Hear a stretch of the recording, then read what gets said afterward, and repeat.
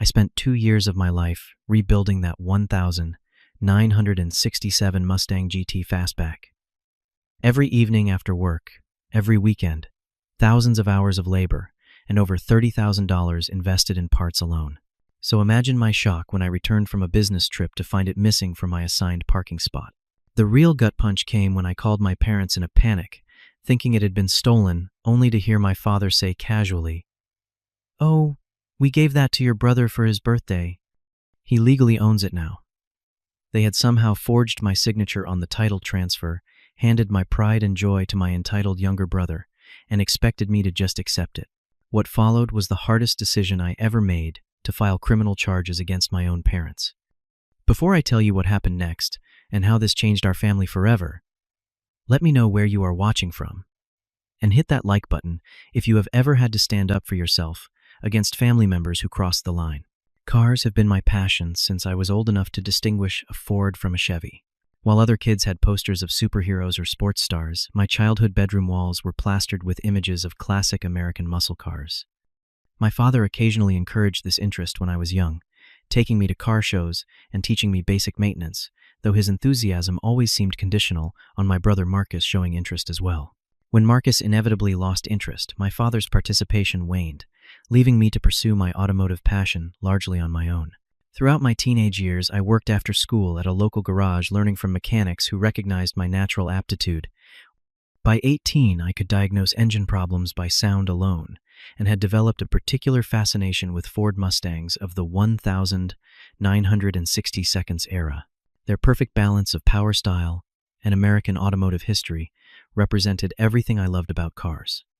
After college, where I studied mechanical engineering while working part-time, I secured a position with an automotive design firm that allowed me financial stability and the eventual opportunity to pursue my dream project, restoring a classic Mustang from the ground up. For 3 years, I saved, diligently researched exhaustively, and networked with restoration specialists and parts dealers across the country. The opportunity came on an otherwise unremarkable Saturday in April when I spotted a listing on an online marketplace for a 1967 Mustang GT Fastback in Highland Green. The seller described it as needs complete restoration, not running significant rust issues. The photos showed a vehicle that many would consider beyond salvation. Faded paint, missing interior components, evident body damage, and an engine compartment that looked more like an archaeological excavation site than a functional powertrain. Where others saw a hopeless case, I recognized the solid bones of a legendary vehicle. After negotiating the price down to $8,000 based on the extensive work needed, I arranged a trailer and brought my project home to the 2-car garage I had specifically sought when renting my apartment. The restoration became my second job and primary passion. I documented everything meticulously, both for personal satisfaction and insurance purposes. Each removed component was photographed, labeled, and either restored or replaced. I sourced original parts when possible, consulted with specialists for the trickiest aspects, and spent countless hours researching factory specifications to ensure authenticity. While immersed in this project, the complex dynamics of my family continued their familiar patterns. My younger brother Marcus, 4 years, my junior, had always been the focal point of my parents' attention and resources. Where I had worked through college with minimal family support, Marcus received full financial backing, including a new car every 2 years, despite frequently dropping classes and changing majors. This pattern of preferential treatment had been a constant in our family structure since childhood. When I received a scholarship to attend engineering school, my achievement was acknowledged with casual congratulations. When Marcus was accepted to a less competitive program years later, my parents hosted an elaborate celebration and purchased him a new laptop and car as study aids. I had made peace with this reality years ago, focusing on building my own life and finding validation through my career achievements and personal projects rather than parental approval. The physical distance between us, I lived about 40 miles from my parents' suburban home, helped maintain a cordial, if somewhat distant relationship. We gathered for major holidays and occasional family dinners. Interactions I approached with measured expectations and emotional boundaries. My brother and I maintained a similarly detached relationship. While not openly hostile, we had little in common beyond shared DNA and family history. Marcus seemed to view my self-sufficiency, with a mixture of resentment and dismissal, occasionally making comments about my obsession with cars or questioning why anyone would waste money on old junk when referring to my restoration project. Throughout the 2-year restoration process, I occasionally shared progress photos of the Mustang in family group texts or during holiday gatherings. My parents responded with polite but minimal interest, while Marcus typically ignored these updates entirely.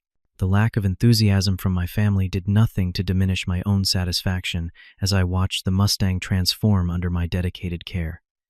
When the restoration was finally complete, the result exceeded even my own expectations. The Highland green paint gleamed under perfect lighting. The rebuilt 390 V8 engine purred with period-correct power, and every chrome accent and interior detail had been restored to factory specifications or better. I registered the vehicle in my name, obtained collector car insurance with an agreed value of $40,000, reflecting my investment of $32,000, plus the appreciated value of such a carefully restored classic, and proudly drove it on weekends and to classic car gatherings. For 11 months, the Mustang brought me unalloyed joy. Then came the business trip to Chicago, a week-long conference where I was presenting our firm's latest innovations in sustainable materials for automotive applications. I had arranged for a neighbor to periodically check on my apartment, and garage declined. Marcus's unexpected offer to car sit an interest. I found suspicious given his previous dismissal of the vehicle and left with the usual traveler's mild anxiety, but no specific concerns. The conference went exceptionally well. My presentation received positive feedback, potentially opening new professional opportunities. I returned home late on a Friday evening, eager for a weekend drive in the Mustang after a successful but exhausting week away. The empty parking spot registered first as confusion, then escalating alarm. My neighbor confirmed he had seen the car in its usual place just 2 days earlier. With growing dread, I called the local police to report a possible theft, then reached out to my parents, not because I suspected their involvement, but simply as part of informing family about this significant personal crisis. My father's casual response, "Oh, we gave that to your brother for his birthday. He legally owns it now," was so disconnected from reality that for a moment I thought he had misunderstood which car I was discussing. The clarification that followed, delivered in his matter-of-fact tone, confirmed the incomprehensible. They had somehow transferred ownership of my meticulously restored Mustang to Marcus without my knowledge or consent. In that moment, standing in an empty garage with my father's voice emanating from my phone speaker, as if he were discussing something as trivial as borrowing a lawn tool, the foundation of what I understood about family ownership and the Prost boundaries cracked irreparably beneath my feet. The drive to my parents' suburban home passed in a blur of disbelief and mounting anger. Questions cycled through my mind. How could they possibly think this was acceptable? What legal mechanism did they imagine gave them the right to transfer property that was unquestionably mine? Most disturbingly, how had they managed to execute such a transfer without my signature or knowledge? As I turned onto their tree-lined street, the answers to at least some of these questions came into horrifying focus. There, parked prominently in their circular driveway, as if on display, sat my Mustang, the culmination of my passion, expertise, and thousands of hours of painstaking work. Marcus lounged against its front fender, beer in hand, showing it off to 2 friends who were examining the engine compartment with the hood carelessly propped open. I parked blocking the driveway and approached with a deceptive calm that masked the turmoil within. "That is my car," I stated flatly, as 4 heads turned toward me. "I am taking it home now." Marcus's expression shifted from surprise to smug confidence. "Actually, bro, it is mine now. Mom and Dad signed it over to me for my 26th birthday. Got the paperwork and everything." His friends, sensing tension, mumbled excuses and departed quickly, leaving the 3 of us in an increasingly hostile standoff. "That is impossible," I replied, struggling to maintain composure. "The title is in my name. I never signed anything transferring ownership." My mother emerged from the house, her expression a practiced mixture of surprise and mild disappointment. "Damon, we did not expect you until tomorrow. We were going to call you to explain everything properly." "Explain what properly?" "How you stole my car." My father appeared behind her, his authoritative presence a familiar pressure. Watch your tone, son. Nobody stole anything. The car has been properly transferred to your brother through legal channels. What legal channels allow you to transfer a car that does not belong to you? A moment of uncomfortable silence followed before my father responded with the explanation that would ultimately lead to their undoing. You left the title in your old desk in the spare room. As your parents, we have always had signing authority on your behalf. We simply helped complete the paperwork. The implication was staggering. They had forged my signature on a title transfer. Moreover, they had apparently searched my childhood bedroom during some previous visit to locate paperwork they had no right to access. The title had indeed been in that desk, alongside insurance documents and restoration receipts, as I had been organizing a portfolio of the project before my trip. You forged my signature, I stated, the legal reality clarifying in my mind. That is a crime. Several crimes, actually. Marcus laughed dismissively. Do not be so dramatic. It is just a car, and parents sign stuff for their kids all the time. Besides, you can always build another one if you are so obsessed. My mother attempted a placating tone. Damon, you have always been so good with your hands, and Marcus has always loved that car. He has never shown the slightest interest in that car, I interrupted. He has actively mocked my restoration work for 2 years. Well, people change, my father interjected. The point is, the transfer is complete. The car belongs to Marcus now. We expected you to be more mature about this, considering how successful you are with your career. Marcus deserves something special too. The conversation devolved from there into familiar patterns. My parents minimizing my feelings, Marcus making snide remarks about my selfishness, and increasingly transparent attempts to manipulate me into accepting their narrative. When I demanded to see the paperwork, my father reluctantly produced a title transfer with a signature that bore only a passing resemblance to my own. This is forgery, I said quietly, photographing the document with my phone, and auto theft. I am going to give you one opportunity to return my car and the original title. Otherwise, I will have no choice but to report this to the police. Their reactions revealed much about our family dynamic. My mother gasped, as if I had physically struck her. My father's face hardened with the same expression he had worn whenever I had defied his authority throughout childhood. Marcus simply laughed clearly, believing this was an empty threat. You would not dare, my father stated flatly. We are your family. Family does not steal from family, I responded. I paid for that car. I restored it with my own hands. The registration and insurance are in my name alone. What you have done is illegal regardless of our relationship. My mother began crying, a strategy that had often succeeded in the past when family conflicts arose. How can you even think of involving police? What would the neighbors say? What about your father's reputation in the community? I looked between them. My entitled brother, manipulative mother, and authoritarian father, and realized with startling clarity that their concern was not for my feelings or rights, but solely for how their actions might reflect on them if exposed. You have 24 hours to return the car and original documents, I said finally. After that, I will file a police report for auto theft and forgery. As I turned to leave, my father delivered what he clearly believed was his trump card. If you do this, you are no longer part of this family. Think carefully about that before you make threats. I paused only briefly before responding. I will be expecting the car by tomorrow evening, and walked away. The 24 hours passed without contact from any family member. No apologetic phone call, no text message arranging the return of the vehicle, no acknowledgement whatsoever of the severity of the situation. As the deadline approached, I prepared the documentation I would need. The original bill of sale restoration, receipts, insurance policy, registration maintenance records, and photographs documenting my ownership from purchase through completion. Filing the police report was surreal.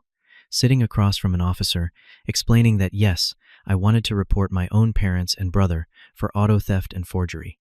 The officer, to his credit, maintained professional composure, though his raised eyebrows conveyed his surprise at the unusual family dynamic. You understand this will likely result in criminal charges against your family members, he clarified. I understand, I confirmed, and I am prepared to pursue this fully. What I could not have anticipated was how quickly events would unfold from that point, or how dramatically the consequences would alter our family forever. The investigation proceeded with unexpected efficiency. The detective assigned to the case, a no-nonsense woman named Rodriguez, with 20 years of experience, recognized the clear-cut nature of the crime, despite its unusual family context. The forged signature was blatant, the documentation of my ownership, comprehensive, and perhaps most damning, my parents had apparently bragged to several friends about their clever solution to getting Marcus the classic car he suddenly coveted after seeing how much attention my restoration work had received.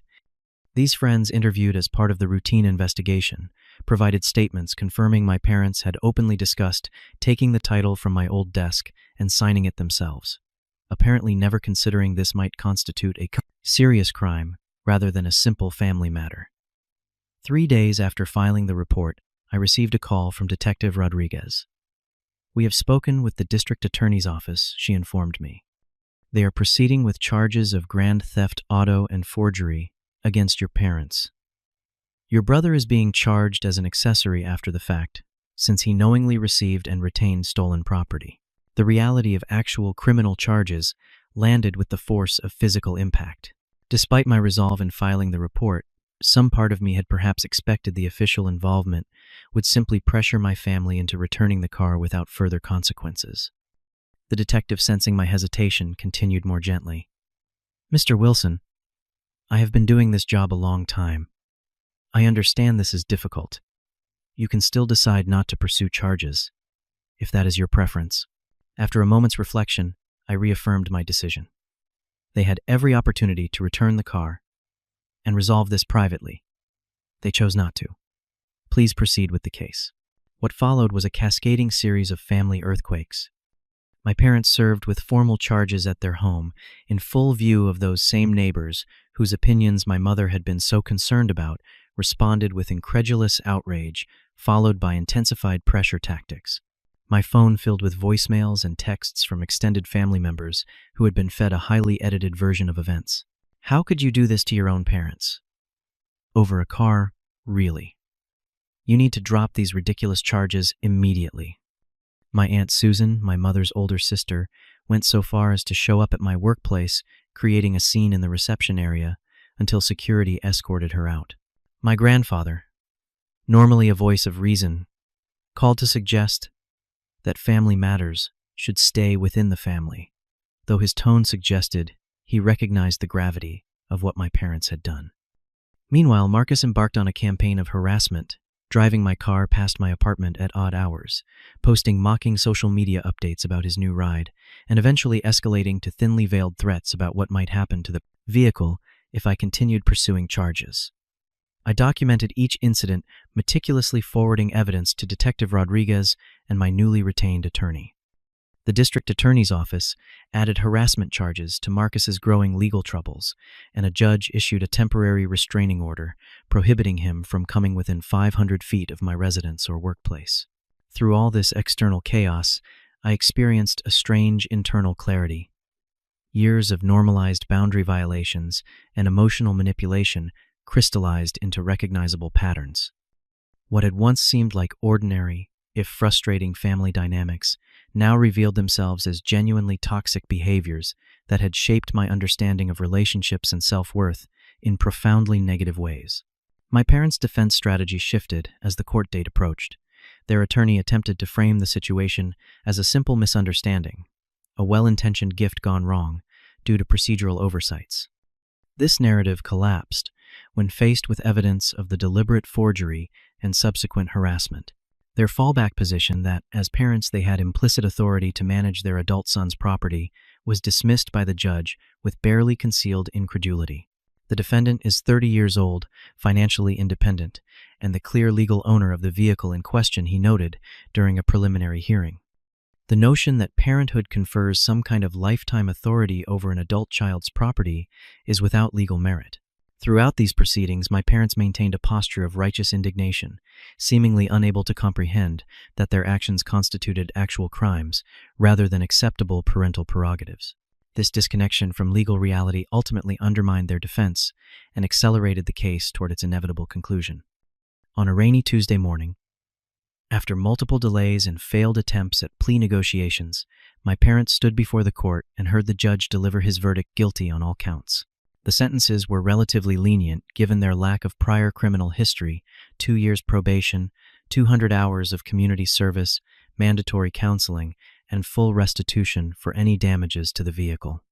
Marcus, who had accepted a plea deal earlier in the process, received similar probation terms, plus an additional restraining order prohibiting contact with me for 1 year. The car was ordered, returned to me immediately. When I arrived at the impound lot, where it had been held as evidence, the sight of my once pristine Mustang nearly broke me. In a final act of spite, Marcus had apparently taken a key to the paint, gouged the leather upholstery, and poured something caustic into the gas tank that had damaged the fuel system. The restoration work I had completed with such care would now need to be substantially repeated. As I arranged for the damaged vehicle to be transported to a specialized restoration shop, I received a text message from my father, the first direct communication since his arrest. "I hope you are satisfied with what you have done to this family." In that moment, I recognized that genuine reconciliation might never be possible with people so fundamentally unable to acknowledge the wrongness of their actions. The realization brought grief, but also an unexpected sense of freedom. The ties that had bound me to toxic patterns had been severed not by my choice alone, but by the natural consequences of their own behavior. 6 months have passed since the court case concluded. The Mustang has been fully restored once again, this time with additional security features and storage at a specialized classic car facility rather than my home garage. The second restoration became unexpectedly therapeutic, a reclaiming of not just the vehicle, but my autonomy and boundaries. The family landscape has transformed permanently. My parents completed their community service hours with the same rigid compliance they had always valued, but the mandatory counseling sessions have apparently prompted some tentative self-reflection.